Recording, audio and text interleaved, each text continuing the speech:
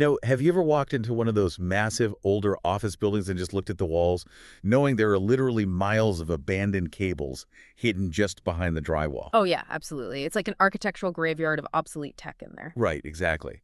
But today, we are actually looking at how one tiny, highly technical AV tool turns that whole cable graveyard into a gold mine. We're looking at a product page from HDTV Supply. Yeah, to decode how this device solves these massive infrastructure headaches for building owners, usually upgrading a building's video distribution means tearing those walls wide open to lay down new wire. Which is just a nightmare. So, okay, let's unpack this. What exactly is a balloon anyway? Like, I know it's a portmanteau, but how is this Intelix device actually bridging the gap? Well, I mean, the name balloon actually comes from its core mechanism. It converts balanced signals to unbalanced Oh, signals. wait, balance to unbalance, how does that work? So traditional RF coaxial cables, the thick, heavy wires you plug into an older TV, those are unbalanced. But the standard Cat5e network cables running through modern office walls, those are balanced. Oh, I see. So the balloon acts like a translator between the two. Exactly. This device uses these tiny internal transformers to match that electrical impedance so the signal can travel cleanly over the unshielded, twisted pair wiring. So it's not just a physical adapter, like fitting a square peg into a round hole. Yeah. I guess think of it like a funnel connecting a wide, high-pressure fire hose, which is your broadband RF signal. Right, the RF signal is the fire hose. Right, and it connects that to a narrow garden hose, which is the Cat5e cable. Yeah. So the balloon manages that pressure or the impedance so the water flows through without, bursting the pipe. Yeah, that's actually a really great way to visualize it. And what's fascinating here is the sheer capacity this device handles while managing that pressure. Really? How much bandwidth are we talking about? It's passively transmitting a massive bandwidth. I mean, from 5 megahertz all the way up to 900 megahertz. Wow, 900. That's huge. Yeah. In practical terms, that means it can push CATV channels 2 through 150, VHF channels, and even FM broadcast bands simultaneously over a single network cable up to 330 feet. Up to 330 feet. And it does all of that passively, right? Like there's no external power supply plugged into the wall. Exactly. No power needed. Those internal transformers are doing all the heavy lifting purely through electrical design. You just use them in pairs. Okay, so one at the source to funnel the signal in and one at the destination to expand it back out.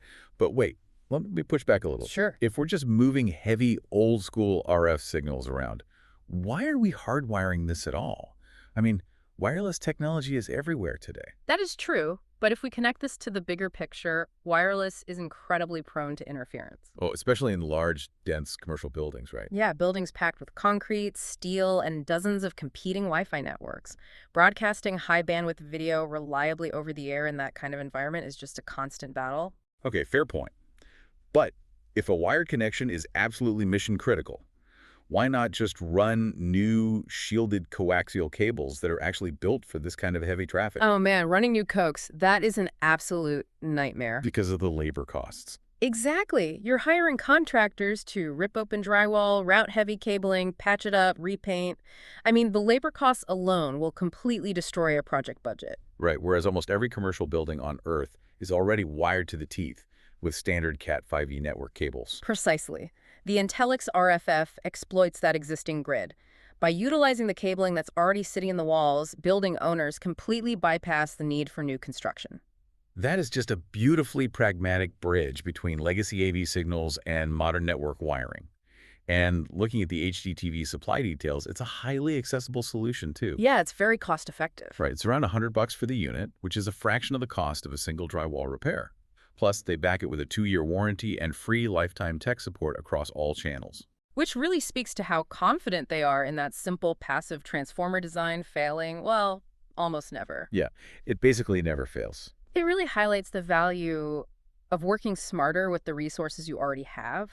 We often default to gutting the old to make way for the new. We do. We completely ignore the sunk cost already hiding right there in our infrastructure. Exactly. So for you listening right now, it's a perfect example of engineering a clever detour instead of building a whole new highway. Which leaves us with this thought. Yeah. If a simple $100 adapter can completely repurpose a building's existing network infrastructure, what other obsolete wiring hidden inside the architectural graveyard of our walls is just waiting for the right device to unlock a powerful second life? That is a really great question. Definitely something to mull over the next time you look at a blank wall.